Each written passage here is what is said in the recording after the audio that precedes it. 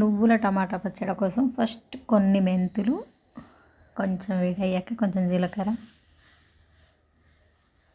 ఒక 2-3 స్పూన్ల నువ్వులు వేయించుకొని పక్కకు పెట్టుకోవాలి.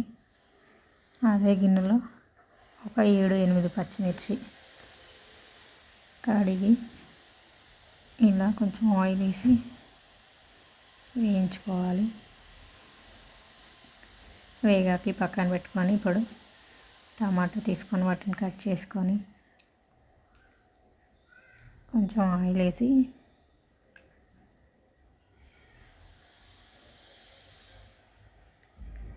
చిటికెడు పసుపు, కొంచెం కొత్తిమీర, కరివేపాకు వేసి ఉడికించుకోవాలి. ఇవి దగ్గరగా ఉడికాక ముందుగా మనం వేయించుకున్న పల్లీలు, నువ్వులు, పచ్చిమిర్చి, ఒక 5-6 వెల్లుల్లి రెబ్బలు, టేస్ట్కి సరిపడా సాల్ట్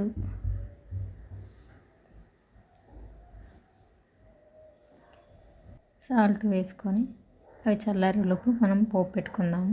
ఒక గిన్నె పెట్టి ఆయిల్ వేసి పోపు గింజలు, ఎండుమిర్చి, కరివేపాకు, చిటికెడు పసుపు వేసి పక్కన పెట్టుకోవాలి.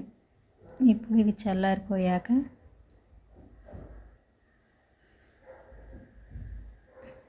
వీటిని మిక్సీ పట్టుకోవాలి.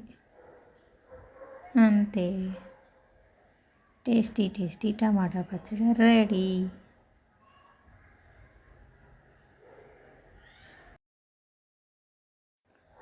నువ్వుల టమాటా పచ్చడి రెడీ.